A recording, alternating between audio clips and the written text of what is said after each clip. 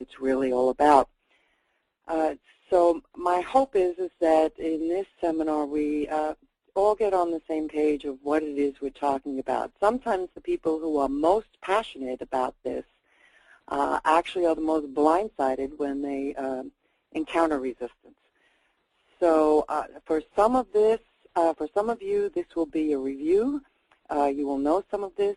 My hope is that by giving some of this background, that I can give you some of the language that can help you with your advocacy and outreach efforts, and perhaps discover for yourself some of the resistance that you may or may not be aware of.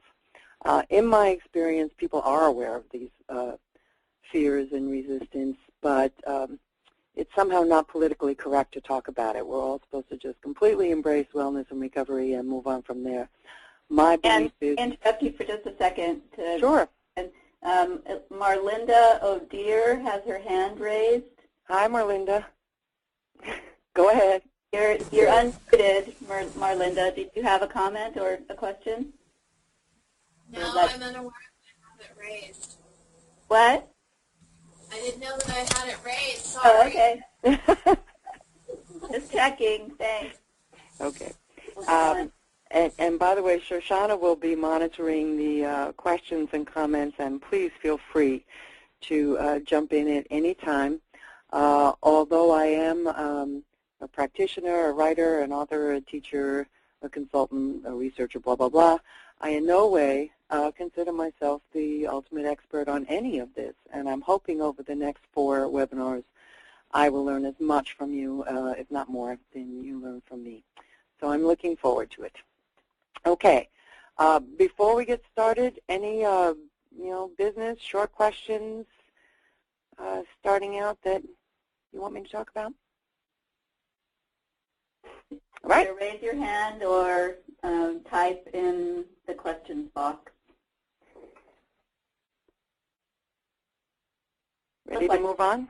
Yes, go ahead. Okay. Here we go. This is a timeline that I developed from the 1960s to the present.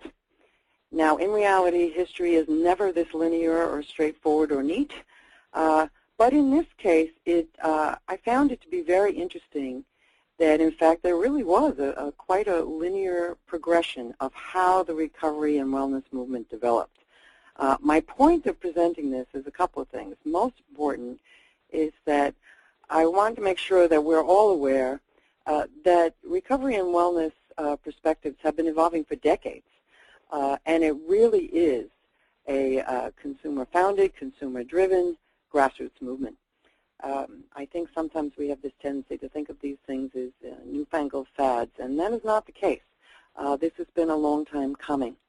In the early days, I would say one of the leading impetus for this happening was the deinstitutionalization movement. People came out of institutional-like settings, and many of them were really not prepared to be in the community. So it was, now what?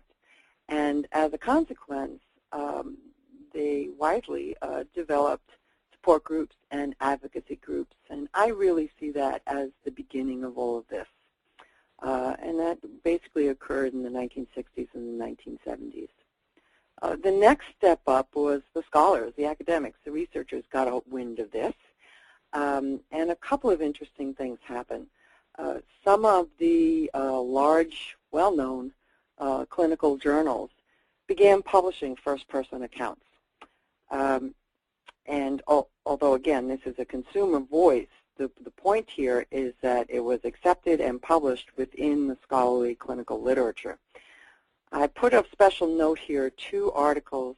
Some of you may be familiar with them. Pat Egan's Recovery, the Lived Experience of Rehabilitation, which was published in the Psychiatric Rehabilitation Journal, and S.O. Leit's How I Perceive and Manage My Illness, which was published in the Schizophrenia Bulletin. These 2, I think, were some of the initial leaders, and in fact, both of them are now still very active in a lot of different ways. And they were some of the early voices in explaining their own personal journeys to clinicians and to researchers. So I think they were hallmark publications. By the way, throughout this presentation, anything that I have cited in here, I have the full reference on a bibliography that I would be happy to share with you so you can find these sources. Okay, then in the 1990s, we started hearing from the scholars themselves about how they were conceptualizing recovery. Probably, I would consider Bill Anthony of Boston University to be the one who really got this started from a scholar's perspective, from an academic perspective. In 1993, he wrote an article called Recovery from Mental Illness, the Guiding Vision of Mental Health Service System in the 1990s. That was in the Psychosocial Rehabilitation Journal. There have been many, many, many definitions of recovery since that time, but most of them really are based on the early work of Bill Anthony. The next thing that happened is that these ideas started to get operationalized. Probably many of you are familiar with the President's Report, the New Freedom Commission on Mental Health. That is supposed to be a blueprint for what happens in the United States in wellness and recovery-oriented mental health. SAMHSA in 2004 published a national consensus statement on recovery, which is an excellent source. Again, I have all these sources for you if you want them, if you're not familiar with them. But the other, I think, important point is that these blueprints are not limited to the United States. This is a worldwide phenomenon, and these service provision documents are now in place in Great Britain, Canada, New Zealand, Australia, as well as the United States. I also am aware that there are similar documents in various African and Asian countries. I do not have them translated. I know all that secondhand, so I didn't list that there. One point I would like to make, and I'm going to try not to get too political here, but the fact is that in the United Kingdom, Canada, New Zealand, and Australia, they are actually far ahead of us in the United States for a very simple reason. They have a unified healthcare system that allows them to come up with one plan that works for everybody. Here in the United States, as you all know, we have a mixture of private and public health. We have different regulations from counties, states, and federal government, some of them conflicting. So it is much more difficult under the United States healthcare system to institute a blanket policy for this. And that's something that I think we will continue to wrestle with. I have a fantasy that within the next 5 years I'm going to be able to add a fourth arrow on here called implementation. In the next couple of webinars you're going to hear about some great programs that are really pioneers, that are doing wonderful stuff, and not to take anything away from them, but I think we're really a long way from full implementation of wellness and recovery. So it's coming, and I think it's important to hear what those pioneers are doing to help us all along the way. Okay, that's a lot of information. Any questions?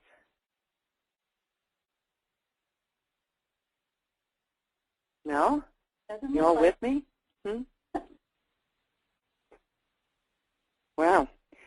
I know I teach for a living. You're either a very compliant audience. Or... Someone has raised their hand. Okay. Megan Walters. Megan, you're off mute. Can you hear me? Yes? Yeah. Well, my name is Bobby, and I'm here with Megan, I guess. But Anne, in your eyes, what would the implementation era look like? What it would look like is that every county, every entity would have wellness services. In what form that would take is still to be discovered, but it would look like that there is peer-led or peer-collaborated wellness centers that address all of the issues that the way we define mental health service in the clinical world can't be done. And it would, in my ideal world, this would be sustainable. And I think that's a big issue we'll be talking about over the next 4 webinars.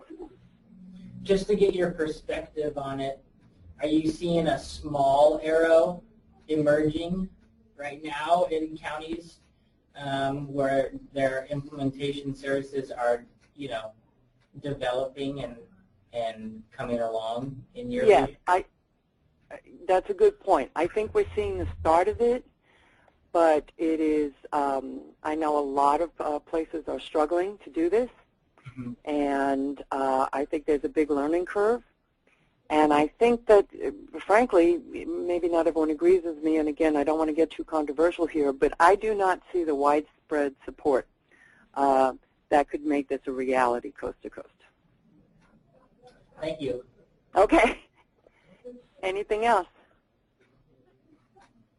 All right. You guys are great. Okay, how do I get to the next slide? There we go. So I want to backtrack a little and talk about what is wellness. We all have come into this assuming that we know what it is. But again, if you're going to be out advocating to other people, I think it's important that we have the language to talk about this. What you're seeing here is not the best copy. I actually have a cleaner, sharper PDF copy of this if anyone wants. It's a poster that was designed by SAMHSA that talks about what the 8 dimensions of wellness are. It includes emotional, financial, social, spiritual, occupational, physical, intellectual, and environmental. And I think the message of this poster is not that just all these components need to be addressed for wellness, but also how interrelated they are. That all of this has to really work together as we all strive for wellness. And I love this quote on the side. Communication among mental health consumers, professionals, and primary care providers about health information is essential to overall wellness. And by the way, for those of you who don't know this, this poster is available for free in a whole poster size, not just a little 8x10, from SAMHSA. I think it's a nice poster to have up in wellness centers to remind people what we're striving for. Any questions about that one? There is a question. Is it possible to get a copy of the PowerPoint today? Yes, we will have the PowerPoint and a recording of this webinar posted on our website in the by next week. As well as some additional resources that I will share with you at the end of this. Okay? So, given those 8 dimensions of wellness, let's talk about professionals again. Are mental health professionals prepared to address wellness? I'd like to hear some comments from you.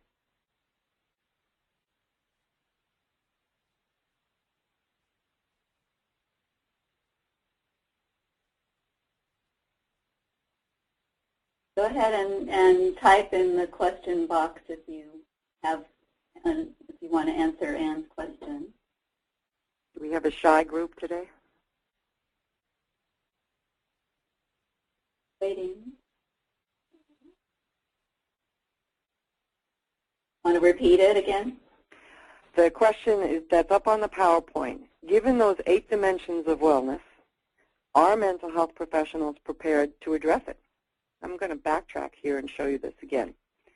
We have one comment. Some of them are, and some think they are and miss the mark. That is a really good point. And actually, it was a guiding principle as I developed this whole webinar is that people don't know what they don't know. And, that's why I think getting all this language on the same page is important. One comment that I would have about this is that depending on the training of the professional and who they are, they may be quite expert in certain components of this. People who are counselors tend to deal very well with the emotional aspects. People who are trained in behavioral analysis understand the intellectual. Social workers tend to be fairly good on some of the environmental and social. Nobody seems to be well prepared for putting this all together. In fact, the people who are best at putting this all together are the people with lived experience. But I still believe, and one of my premises here, again, you may or may not agree with me, is that both many different kinds of professionals as well as peers each have a piece to offer. And if we can collaborate and work together well, I think we can really make a difference in wellness. There's another comment. I think when they miss the mark, they do more harm than good. And then another comment, being able to promote wellness takes someone who is practicing wellness themselves. Excellent, excellent points. I think role modeling, whether you are a peer or a professional, is extremely important. And knowing this stuff in your gut, in your heart, in your soul, makes the interaction much more real. And I do agree, sometimes the people who think they know and don't can create some unintentional damage. I do think most people, the vast majority of people who work in the mental health arena, are good-hearted and good-intentioned. But it is easy to miss the mark, and that's where the collaboration I'm going to be talking about later, really listening to other people's perspectives and being willing to learn is critical to make this work. I agree with that. Any other comments? Okay, moving along. I want to talk a little bit about why there are some problems, particularly from the professional perspective, so we can all understand what are the potential conflicts. The reality is that mental health service, particularly in this country, exists in two universes, two somewhat conflicting paradigms. And most professionals were trained under the medical model, some with more social emphasis. But very few people actually talk about what to do when there are conflicts between these two. So I want to briefly go over this. But the medical model tends to be very hierarchical. There's somebody in charge, usually a medical doctor, and then everyone goes down the line from there. Whereas a social model is much more organic and grassroots and cooperative. The medical model tends to be what we call deficit-based. They look at symptoms, they look at pathology, where a social model would look at strength-based, which includes function and inclusion. Medical model is bottoms-up. You look at components as opposed to top-down, where you're looking at personal meaning. Focus on illness versus focus on wellness.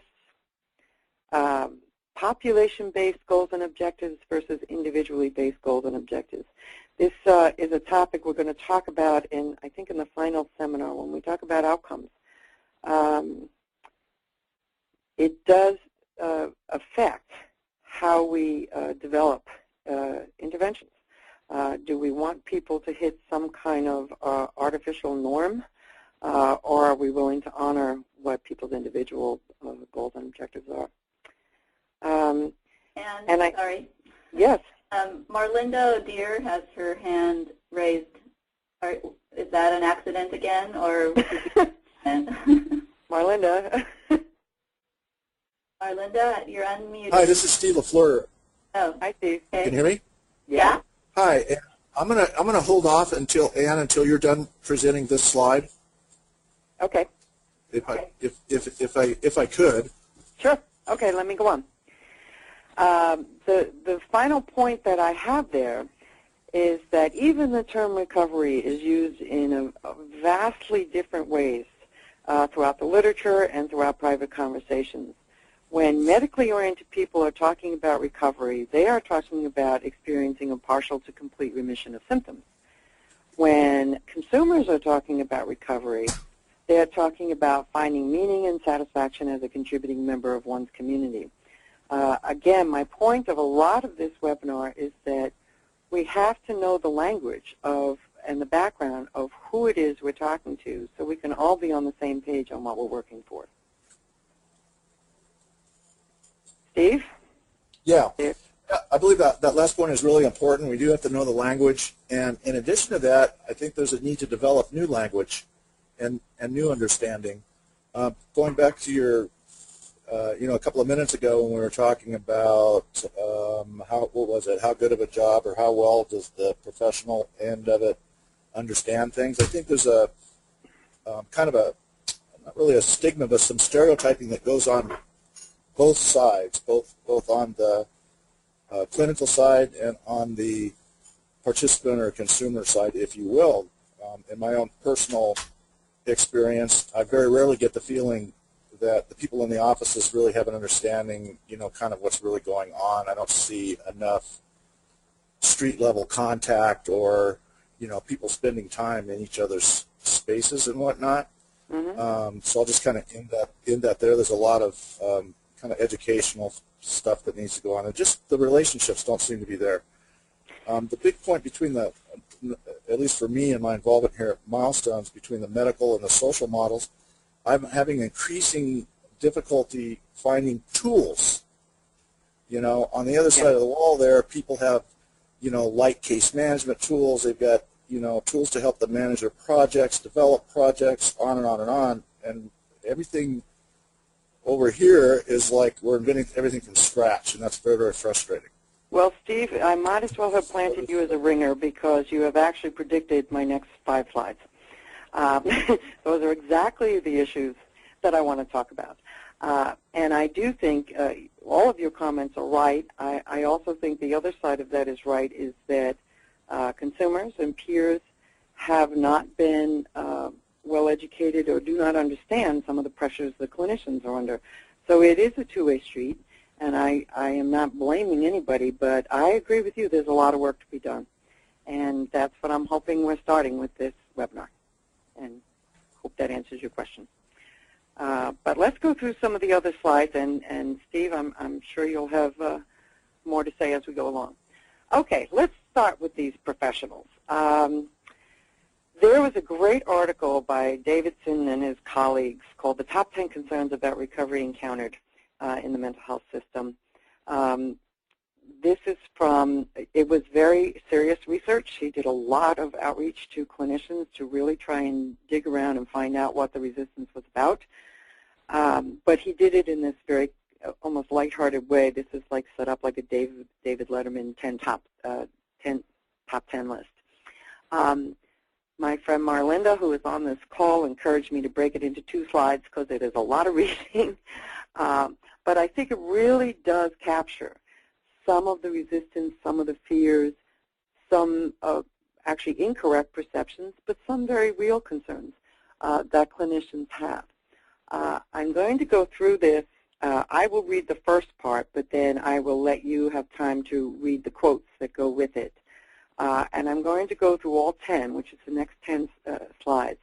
While I'm reading this, I want you all to be thinking about what have you heard from clinicians, or what have you suspected that they might think by their actions, but maybe don't overtly say. Think about how much of this rings true to you. How much have you felt this or seen this? And hold on to those thoughts as we go through this. Some of this will resonate with you, and some of it might not. But this was a very large research study that I wanted to share with you. So number 10, recovery is old news. Number 9, recovery-oriented care adds to the burden of mental health professionals who already are stretched thin by demands that exceed their resources. Number 8, recovery means that the person is cured.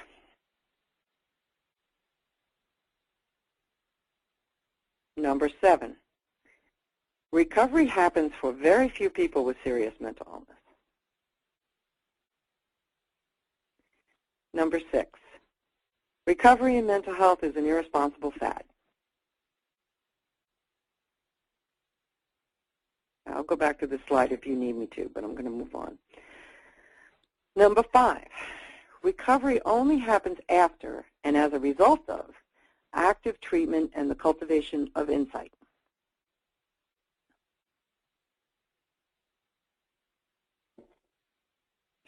Number 4, recovery can be implemented only through the introduction of new services.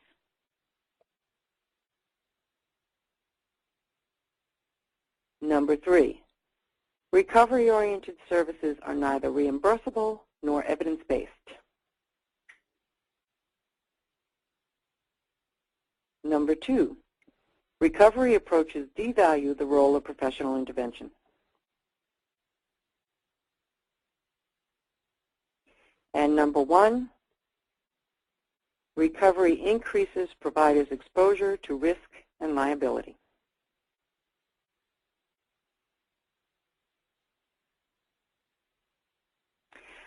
So going back to my statement that I wanted you to think about which if any of these rang true, and I do want to emphasize, certainly not all healthcare professionals have these concerns. But what concerns have you heard voiced by mental health professionals, and how would you answer them? Your turn.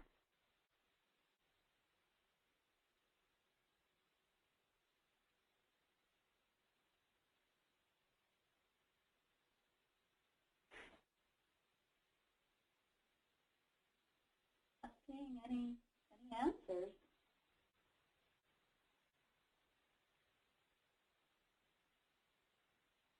Come on, folks, share with me. Don't be shy. Marlinda O'Dear, that must be Steve again. Yeah, Marlinda's in with the group at the Okay. moment. All right, Marlinda or whoever it wants to speak, you did. On the mics here. Hello, my name is Roslyn. I have concerns with number 7 because I don't think it's fair to say that very few recover and that it's not possible for all people to recover. Right. I don't think it's a fair statement. No, I'm not suggesting that any of these are fair or even accurate. What this research showed is that some mental health professionals believe this. So the question, Rosalind, is how would you answer them? I would tell them recovery can be possible for all people if you just give them a chance, and if they put themselves on board. Personally, I think no matter how, even if they're mentally or physically disabled, they can recover if you have the right tools and the techniques to help them recover so that they can believe in themselves. And once they believe in themselves, you'd be amazed what they can do. Absolutely. Rosalind, I think what you are showing here is the problem I mentioned earlier about the conflicting definitions of recovery. What you're talking about is personal recovery, where people can find meaning and satisfaction and a role in their communities. Some of the clinicians who say things like this are talking about a complete remission of all symptoms from a medical model. And that may or may not happen. And by the way, even within that, I will tell you there's a fair amount of research that complete to partial recovery of symptoms from the medical model is far more prevalent than we used to believe. So some of this, I would answer this in 2 ways. One, I would go back to those descriptions of personal recovery, the kinds of points you're making, Rosalind. But then I would also encourage people to do their homework, read the most current research. It is quite stunning, even from a medical perspective. Thank you. Okay. John Stapp has his hand raised. Hello. Hi. I guess, what about the combination of both? I mean, that's what we see here in our community is that we need both. Absolutely. And, you know, I marked down number 7, number 6, number 3, and number 1 that sort of stick out here in this community. And I guess the change that needs to occur is the participant or the consumer have to, we should help them start driving the bus instead of the clinicians or the professionals driving the bus. Yes. And then they can see what they need to have. I've seen Exactly. a lot of success in being able to have the self-esteem and the courage to start driving the bus. Exactly.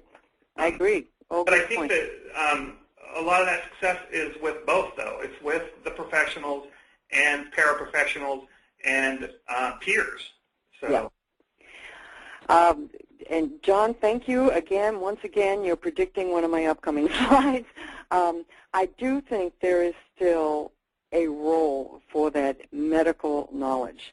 And one of the points I was just, you saw me scrolling around trying to find it, that people have this sense that recovery devalues the role of the professional. Oh, it's number 2 here.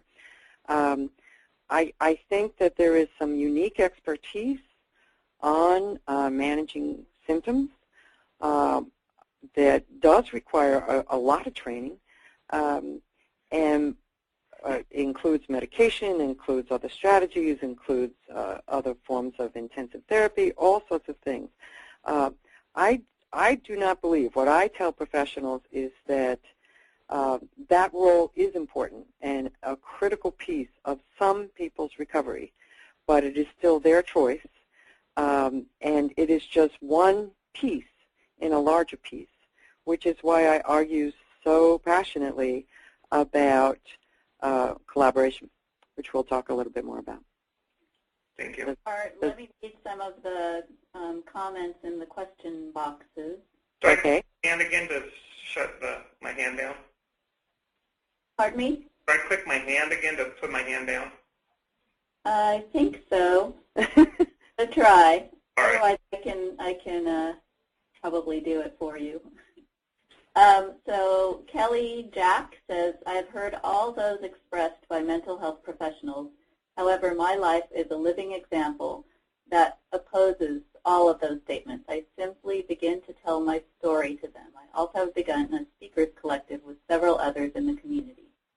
He also says, I now work where I am still continue to be treated, and I do that on purpose. Recovery is a journey, not a destination. Exactly. Thank you, Kelly. I'm going to go back. What you just said goes back to this slide when the medical people, medically oriented people, are looking at outcomes. They want results. What you're talking about as the journey is the process, and that is recovery. That is wellness. As someone else mentioned earlier, that people who teach wellness have to practice wellness, and anyone who does understands that this is an ongoing thing. It's not either you're ill or you're not, either you're recovered or you're not. It is a process, and it's a daily process. And sometimes people have to continually be educated on that. Yeah. But again, part of the reason I started with the professional perspective here is that for some of these things, there is some very real limitations. Some of it is lack of knowledge. Some of it is lack of awareness. I agree with that. Some of that just means there's a big learning curve that has to happen. But also, I think it's helpful if consumers understand some of the pressures professionals are under.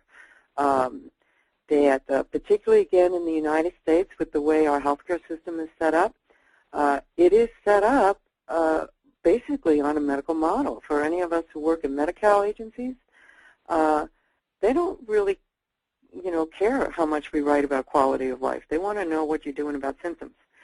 So the mental health professional is caught. They are in two worlds. And no matter how much they want to focus on wellness, they have other constraints on them. I'm not saying this to be defensive. I'm saying that I think to move the conversation forward, if we're all aware of the different constraints that we're under, it makes for better conversation. It makes for clearer communication. It makes for less resentment, frankly, which is something that I have seen. So it is difficult for someone who has been trained in a certain way of thinking and practice for 20 years to all of a sudden have to change it. So if I think it helps if we're all a little patient and can see the other side, not necessarily agree with it. I'm not saying you agree with it. I'm saying that in order for real education to happen, it's important to understand where the other person is coming from. that make sense? Okay, any final comments on this? There's more. Hold on. Okay. Megan Walters says stability and maintenance is easier and more attainable than full recovery, when in actuality recovery is much more beneficial for the individual and the community than simply managing. Yeah. I agree with you. When we're talking from recovery from a personal perspective, we're talking about people being comfortable with themselves, people accepting themselves, people feeling needed, productive, a part of their community, not just for themselves, but even able to give back. This is kind of, to me, and I'm an occupational therapist, so I'm kind of trained in this perspective, but to me, this is the stuff of life. This is daily. Can we be a part of the community? Can we be a part of a life? Can we take not only care of ourselves, but have interactions with others? That's all critical stuff to me. Susan Wynn Novotny has had her hand up, so I'm going to unmute you. Hello. Hi, can you hear me? Yeah. One of the things that we noticed in Mendocino County is that time, the way that clinicians see time and the way that the peer recovery wellness center sees time and how long it takes for any changes or wellness is very different. And there isn't a whole lot of patience in the medical model for the time it takes for people to make steps. Oh, excellent, excellent point. Again, that gets to my point of how mental health professionals have outside constraints that other people may not be aware of.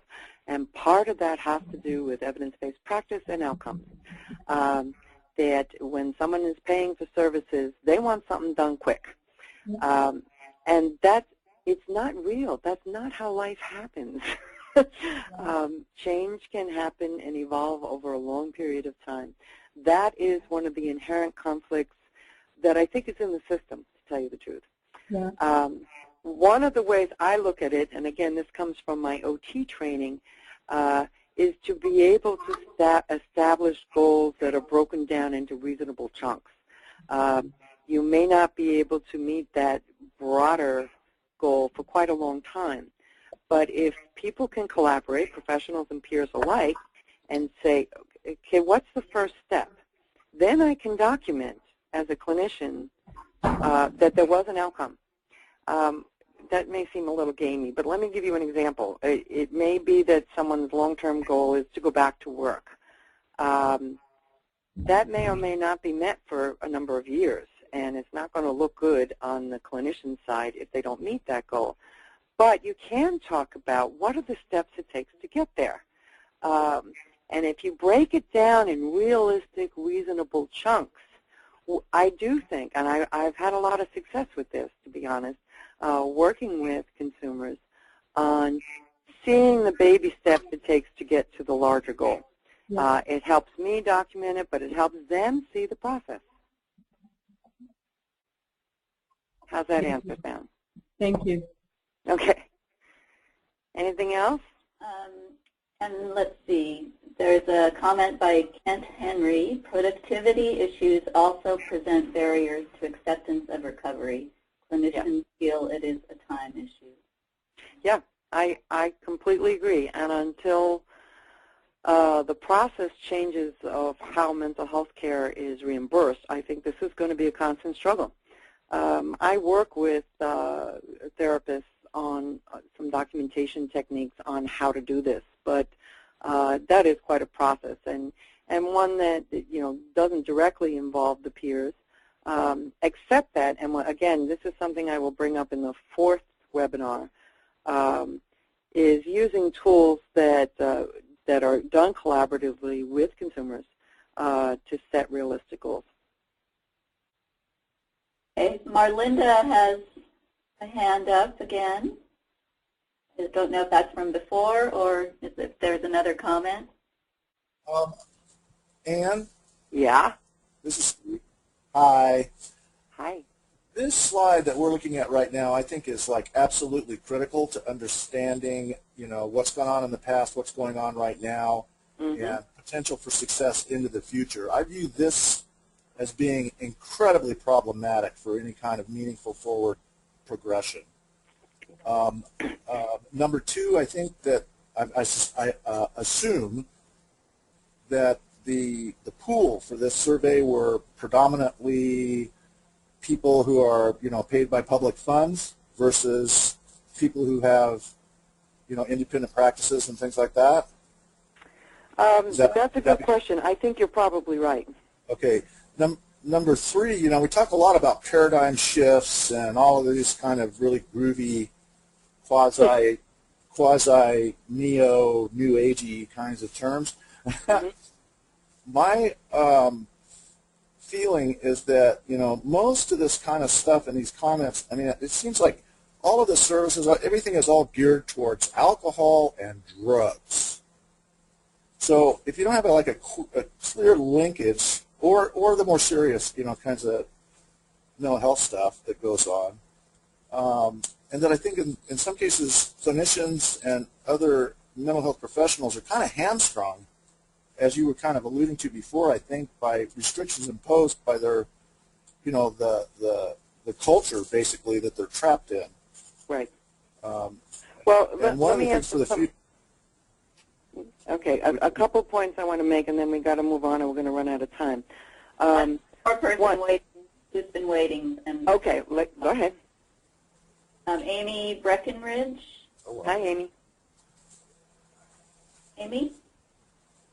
What I was going to say, and this is brief, the concerns I've heard mentioned over the years is that a lot of it relates to consumers will take the jobs of professionals. Oh, yeah. And lack of education is a barrier to working together. Can we look at the second slide of the numbers? Okay, let me go back here. Which one? This one or the one before? No, this one. Recovery-oriented services are neither reimbursable nor evidence-based. Right. And recovery only happens after treatment and the cultivation of insight. Yes. And I work in a community that has been providing peer services for the last 15 years with initially a very supportive mental health director, but a lot of resistance from community mental health, a lot of stigma and stereotyping. And I think that moving forward over that time and now creating a wellness center in addition to a self-help center that has probably served 4,000 to 5,000 people over the last 15 years and brought more awareness to wellness and good mental health for people that may never have even seen the inside of a mental health office, either due to poverty or lack of knowledge. Right. I see like a kind of a positive, more blending of these two systems, and I tend to see some progress. I think that. So I just wanted to say that at this point. Thank you. I want to go back to both Amy's comments and Steve's comments, and then we have to move on. By the way, Amy, I believe she is committed to be on the panel for the next presentation to talk about her program. Is that true, Amy? Am I putting you on the spot? No, that's correct. Okay. So we'll hear more about her experiences with that at the next session. I think the point that you brought up about fear that consumers or peers will take professionals' jobs folds into that number two, recovery approaches devalue the role of professional intervention. I don't think it's necessarily true. I have actually heard people say this, how can I, help you take my job? I don't buy that. Again, I will go back to my position that we each have a unique expertise to bring to the table, and finding ways of making that clear and collaborating is the way to go, which gets back to something Steve said, that reading this list, I got the sense he got a little overwhelmed by it, that these problems were huge. I think you used the word problematic. I think they're real. I think they need to be addressed. But as we've just talked through this, you have all come up with answers. How do you respond? And that's a lot of what we do in wellness now, is go out and advocate and go out and educate people. So I'm not as pessimistic as you are, Steve. I think that it's important to acknowledge these issues, but we can and we must move on. And I think we can do that. I really do. So, okay. Again, and I want to emphasize not all clinicians feel this way. Oh, one other comment about from Steve I want to elaborate on a little bit. Is this notion that the funding goes to alcohol and drugs or people with serious mental illness? Again, that's a payment issue. And when you have Medi-Cal or when you have SAMHSA funds, it's much easier to bill for those services. Wellness, preventative anything, is not well covered under our pay-for-service fee structure in healthcare.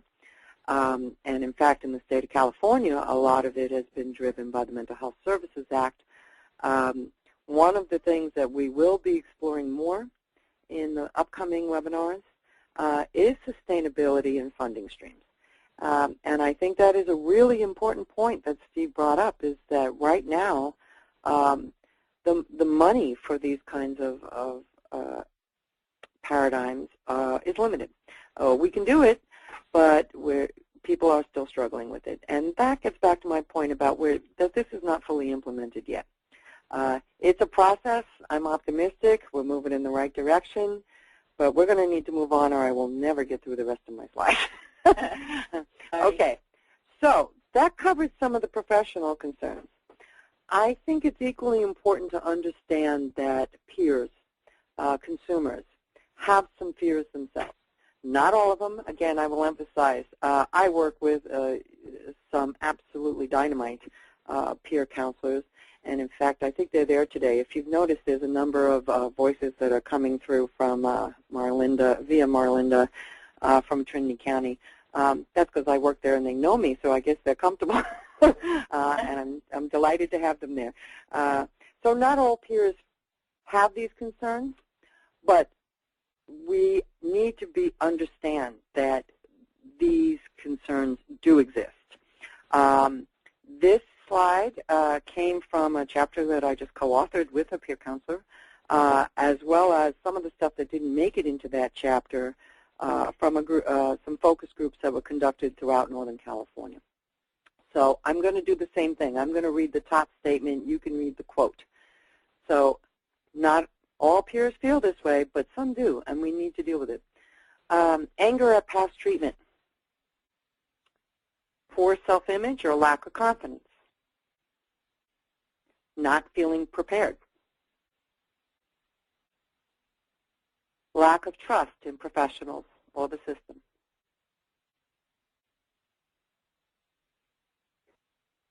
fear of worsening illness, and an unclear role.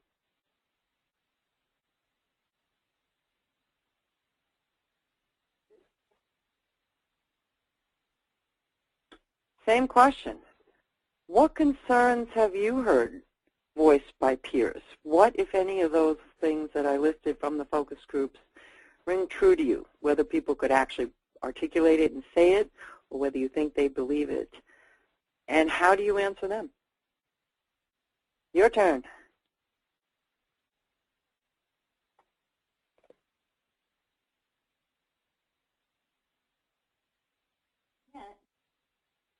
I'm going to go back to that slide so you know.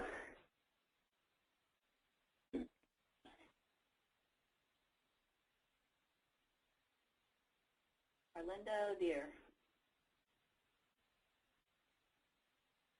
My Trinity County fan club. County, you're unmuted. Hi, Dr. Ann. This is Buena. Hi, I'm kind of laughing at the last one, but it is exactly what I hear once in a while. We want somebody to do something for us. why should I do it? I mean, you're paid, or you. Right. So how do you answer them?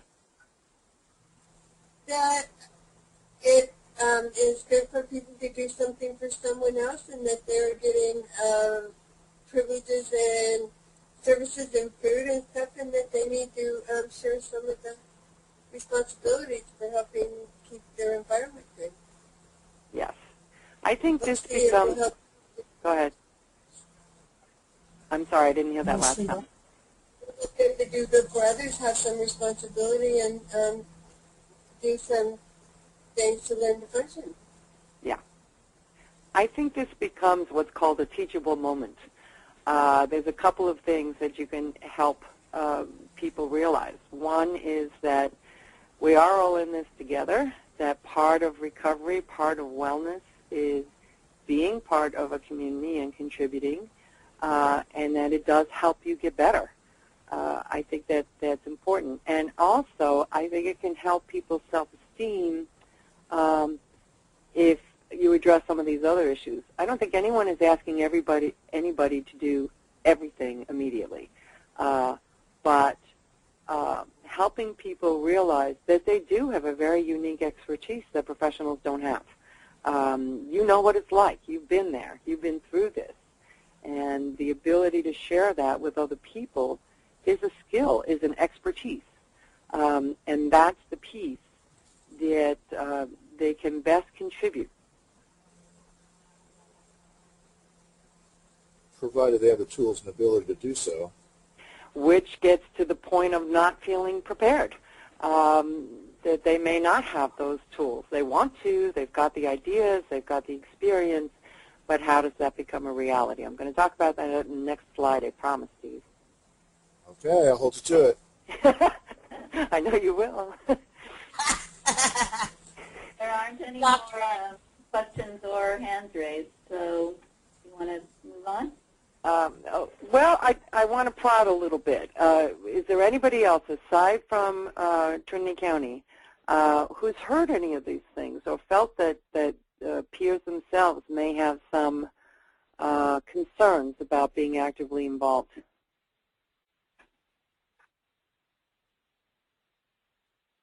My experience, I've worked all over the state. My experience is certainly not unique to Trinity County, and nor were these focus groups just conducted in Trinity County. Nathan Beard has a hand raised. Go ahead. Hi, can you hear me? Hi. Okay. Well, I myself am a consumer and have been. And what I keep running into with others is the continued idea that they won't see much of a benefit from reaching out and helping other people that are in their situation. Yeah. And especially depending on how they came into it. If they came in through the legal system, that tends to be, you know, kind of the whole changing sides and snitch, you know, getting into that whole area. Right. And, you know, I think the biggest problem for a lot of people I dealt with was they were coming from that legal side, and in the professional field there's a lot of really jaded people. Yep.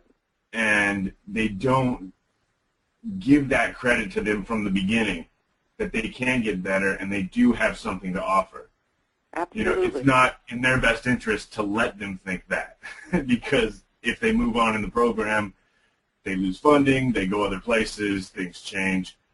Right. And that's something I've seen time and time again. Yes. And so it's hard to convince people that they do really have something to contribute. Yes.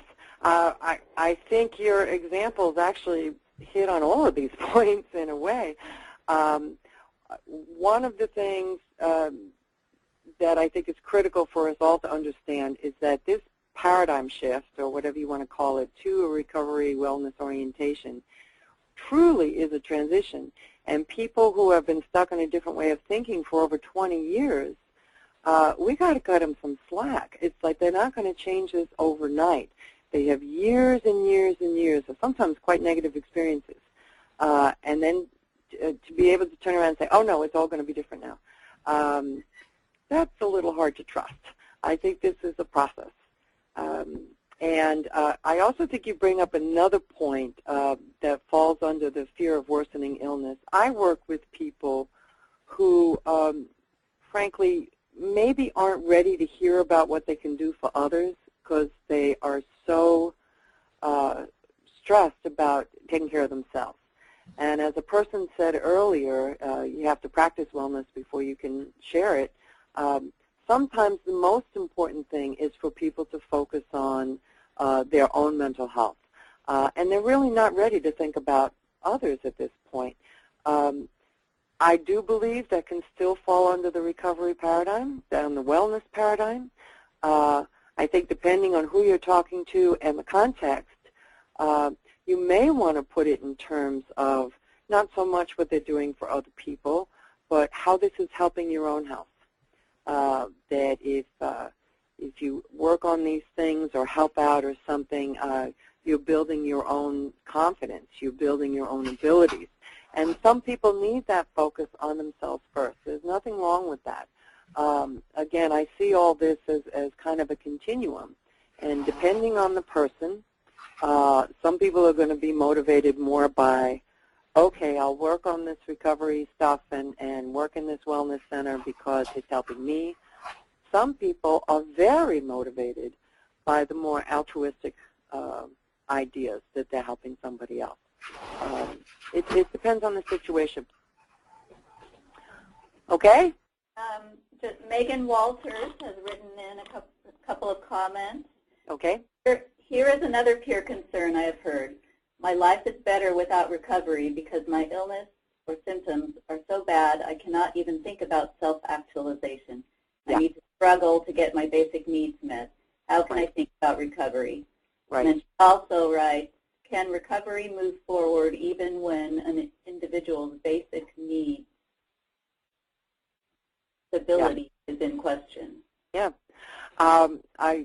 I have also heard similar comments. I think they're embedded in some of the things I listed here. A couple of answers. One, I would emphasize to people who say things like that it is a process. We're not talking about overnight you're going to have to do this. I don't think anyone should be forced to take more responsibility than they can.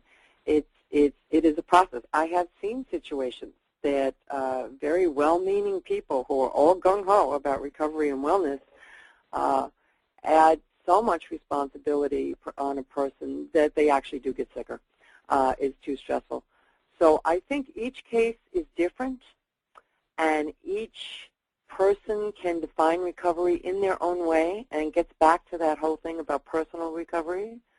For some people, recovery means I'm not going to decline. I'm going to, they may do a RAP program or something like that where they can say, okay, I know what my trigger points are and I'm going to avoid them. That's taking care of yourself. I think that is an important part of recovery and one that we should honor from the individual. The individuals, just as the basic movement says, we know what's best for us. That includes peer-to-peer, that sometimes we have to honor that the individual knows they're not ready for a bigger step that you may think they're ready for. So how do you break that down into little steps? It's still part of the recovery process. I feel like I'm preaching here a little bit. Please feel free to disagree with me if you think I'm going over the top. Okay, any final comments before we move on? Great. Okay, we answered that. Okay, so finally, where does this all lead us to? I have some guidelines, some ideas for how peers and professionals can collaborate better. And this gets back to Steve's comments. Do I actually have anything concrete to say on how this is done? And I think I do, but I'd love to hear your ideas too. I believe that the very first step for peers and professionals to work better together is to have a clear idea of who they are, what is their specific and unique expertise that they are bringing to the table. What piece do you have to offer? This addresses all sorts of problems. The comments about fears of consumers taking over professionals' jobs, the comments from consumers that professionals take over, all of that kind of messy stuff. I think we need to take the time to say, what is it that I have to offer? From a consumer's perspective, they have their lived experience. They have the very real phenomenon of knowing how this feels, what all the problems are, whether it's from the legal system, from the mental health system, from the community, from stigma, from their family. They know that. That's something they can do. People who work as peer counselors or in another larger role or as an advocate generally are people who not only have experienced that but have learned to cope with it and moved on from it. They are incredible role models. We run a program in Trinity County where the peer counselors are paired up with people who go into the respite bed. And it's a very, very successful, I think, program that they are role models. They are the people who say, if I could do this with everything I've been through, you can do this. That's a very unique expertise that professionals cannot compete with. I think it should be honored and it should be nurtured. On the other hand, professionals do have extensive training, depending on their discipline, more in some areas than others, but can provide that some of the tools, some of the resources, some of the insights that can help people move on to recovery. When we each define what our unique expertise is, I think it's much easier to work together.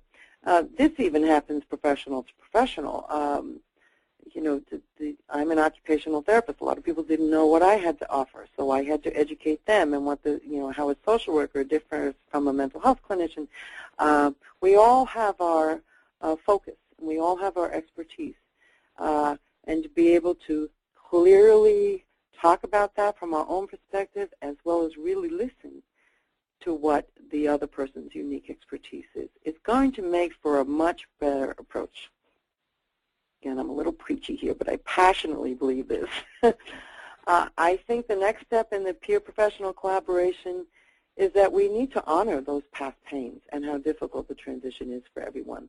When the focus groups were being done for the chapter I was writing, there was a lot of emphasis on this. I mean, people have had some horrible experiences, things psychiatrists told them 20 years ago that they're still carrying around with them. Those things are real. We need to honor it. I don't think we need to get defensive about it. But in order to move on, practicing some ways of letting go of some of that anger and resentment. And the same from the professional perspective, that top 10 list I gave you, I think you got a sense, if you didn't know this already, of the enormous pressures clinicians are under. And then they're being obligated to do one more thing on an already full plate. So how do you let go of that anger and resentment in order to move forward and really work towards a collaborative model of wellness? The next point is establishing clear communication. I actually think even doing workshops on effective communication helps. Strategies to develop trust. It is imperative that if you're going to work together, you have to be able to trust each other, and you have to be able to be clear in your communication and what your problems are. That includes mechanisms for airing grievances, which I do think are important. But another part of effective communication is getting people to move forward from their grievances. Yes, you air grievances, you try to address them, but I think we all know that sometimes people get stuck. And that gets back to the honoring past pains. How do you let go of anger and resentment? Yes, there are problems, and yes, some of them we can do something about, some of them we can't. I think it's important to air them, but the more important thing, how do we move on? How do we talk to each other, build trust, that not that we're going to be able to solve everything, but how do we move on? And I think that needs to be emphasized a lot. The next one is nurturing a supportive environment. This gets back to Steve's comment about not having the tools.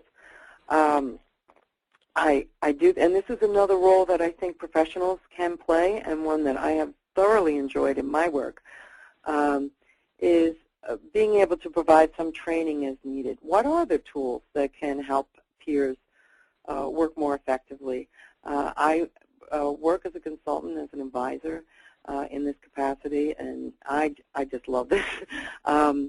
Giving very specific, I'm not training people to be a therapist. I'm training people to use some tools that help them structure what it is they do best. And I think it really needs to be built in that that kind of support and training is provided. This also addresses some of the earlier comments when we talked about peers' concerns about not feeling prepared, not knowing what to do.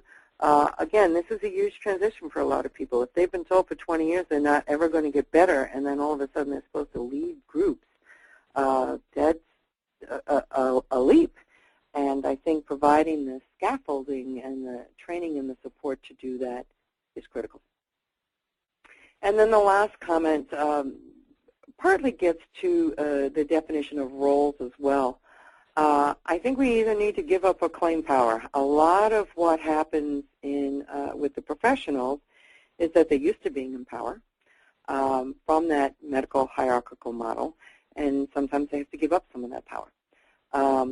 On the other hand, organizationally, sometimes it does make sense to have a chain of command. Somebody is ultimately responsible, ethically and legally, and it may seem like they're being bossy, but there are very good reasons for that in order for an organization to remain sustainable. So again, clarity is the key. There may need to be a chain of command. There may need to be someone who has the authority to make a decision. But hopefully, although that may be necessary from a legal point of view, hopefully there are also plenty of opportunities for shared decision making. So these are pretty broad, but I think putting the time and energy into these, and they will vary depending on the setting, helps develop collaboration that is really meaningful and can move forward. So before we move on to the closing slide, I would just like to hear, what do you think about this? Am I missing something? Is this all pie in the sky? Do you see how this can help? Any feedback I'd love. Let's see. Trinity County has their hand up. Go ahead. Imagine that. Hey, Ann, I think you did a really wonderful job on this from a project standpoint. I view this as kind of like a Tier 3 document. You know, driving that down in implementation is going to take a level of cooperation that is heretofore unknown. In number 1, defining and redefining roles, I think that's like really, really critical, because right now I think we're talking apples and oranges between a lot of times between consumers. Like wellness and recovery, in my view, needs to include clinicians as well. They need to feel part of that group. And when I think of wellness and recovery, and especially with milestones and thinking about, you know, becoming more self-reliant, having our own facility, it's really about the community, the recovery. Yeah. You know, the entire community is really included in that. There's a lot of broken things. You could probably go through the DSM and take like the top half a dozen, you know, conditions or whatever, and they would actually have application on a community level. Yes. I agree. And again, Steve, I want to emphasize that none of this happens overnight. Well, I'm painfully aware of that. Okay.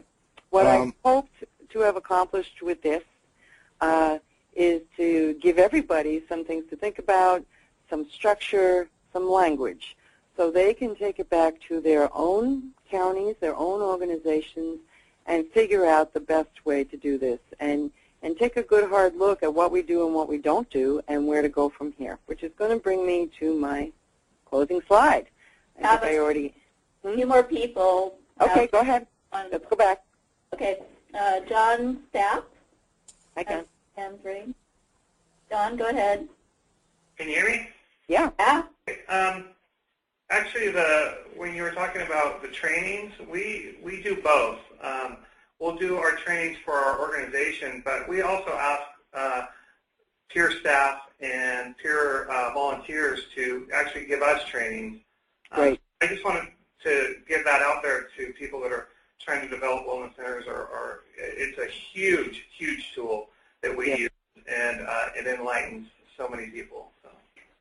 That's a great point, and I think we're just getting started on that. Some of our peer specialists are presenting to our clinical staff soon, right? Doing some more of that. I think that's ideal. Good point. Any other comments? Yes, Susan Wynn Novotny says we have comments on empowerment. So Susan, let's unmute you. Okay, go ahead. Thank you. As we've developed our peer support programs over the last 6 years, one of the things we found that was really important within our peer staff is that rather than a pyramidal chain of command, that we had more of a circle that had differing responsibilities that were articulated, so that we didn't recreate a climate where one person was more important, so to speak, than the others, and it really helped self-esteem as we were growing up and training and becoming more strength-based, to really see, including our director, to have that, which at this point I am the director, but to see ourselves equal with different responsibilities, different strengths. Great point. Really great point. I think that gets partly to the definition of roles, but you're also hitting on a topic we're going to talk about in a couple of webinars on employment models. Right. And I think that is really important, that no one person, whether they're a consumer or a professional, can or should be able to do it all. And how do you honor the piece that the person is bringing? Really great point. And I'm hoping that when you take that on in a couple seminars, that we talk about employment in terms of the money aspect and the complications with volunteerism, and then people who are on SSI, and how does money come in. And oh boy, I want to talk to you. I may want you on the panel. Yeah, great. That's exactly what we need to There's talk about. a big gap as we gain expertise and fear of losing the supports we have, and yet be recognized for the work we do. What was your name again? My name is Susan Wynn Novotny. I'm the director at Manzanita Services, which is the peer support wellness recovery centers in Mendocino County. Wow. Okay. I want to talk to you more. For contact information. Yes. Okay, which leads me to our last slide. We have about 7 minutes left. One last comment, and then okay. Sarah Davis says, my brother is a consumer in San Francisco, and I am really excited to hear discussion that honors his experiences and what he has to offer on his path to greater recovery. Thank you. Thank you. And I think a point I want to mention, although the kind of the emphasis on this is we were somewhat focusing on small counties, these problems, these issues are worldwide. Whether you're in an urban area like San Francisco, which, by the way, I've worked in for 20 years, or a rural area, there is a commonality in the recovery movement. And I work internationally as well. I've lectured all over the world, and I have colleagues from all over the world. It is so exciting to hear these kinds of things come from Weaverville, California, and Cape Town, South Africa. I mean, there is a global movement going on that is incredibly exciting, and I'm just honored to be a part of it. So before we close, I think we did kind of wrap up any questions or final comments. I'm going to black out of this for just a minute because I wanted to show you some resources. If you are interested in receiving any of these, Shoshana has them or I have them, and feel free to contact me directly or contact Shoshana. I'd be happy to share any of these. All of these are public documents. I cannot post articles on our website because of copyright issues, but all the public documents I can. Like, for example, this is the PDF of that wellness poster. As you can see, it's a lot sharper than what I had on the PowerPoint, and it is available in a very large poster, but I can send you the 8x10 PDF. I also developed a pretty good bibliography, if I do say so myself, of articles related to recovery. Many of them I've already talked about. The full references on here. If you have trouble locating them, call me or email me. I want to show you one. Did I put it on here? Yes. If you want to buy a book, this book here by Michael Slade, Personal Recovery and Mental Illness, a Guide for Mental Health Professionals, I think it's fabulous. I use this book all the time. He does a wonderful job talking about where the mental health professional is coming from and where the consumer is coming from and where do they meet. And I think he influenced my work a lot, so that's one I would recommend. But I can send you that bibliography if you want. One more resource I want to show you. I also put together a list of recovery-oriented websites. For those of you who run health wellness centers, you may want to take a look at this list, and there may be some of them you're not familiar with. I think they're great links to have on a wellness center website. So that is available for you if you want. And a number of the other things that I cited, I do have. Let's go back for a minute to the PowerPoint. Susan Wind says they're very interested in research on best practices. Okay. We're going to, in the last one, we're going to talk some about outcome measures and research, and we will address that, hopefully. So I want to briefly go over what are the upcoming webinars. On March 30th, same time, 9:30 to 11, we're going to have a panel discussing some of the wellness centers, and I'm delighted that all three of the participants are on this call today. So John from Shasta, and Amy from Sonoma, and Marlinda from Trinity will all be presenting their wellness centers, but we'll have plenty of time for other input and to talk about what works and what doesn't work. And this is kind of real nuts and bolts of how the programming actually goes. I'm very excited and very grateful to the people who are participating in this one. On April 27th, the focus will be on employment. I do have a lot to give on that, but there was this person from Mendocino who had some really great ideas already, and I am interested in hearing from others who have some ideas or experience with employment models.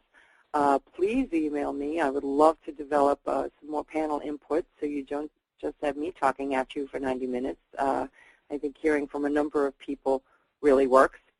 So please email me.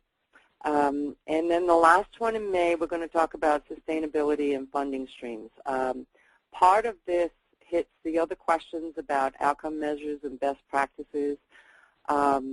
I have to admit, I would love to have someone else come on with this. I know some things about it, but again, I would love to hear from others, you know, how they get their funding, how they, I write a lot of reports to the state and other people, and I know how to do the mechanics of it. I know how to write the objectives, and I know how to measure the outcomes.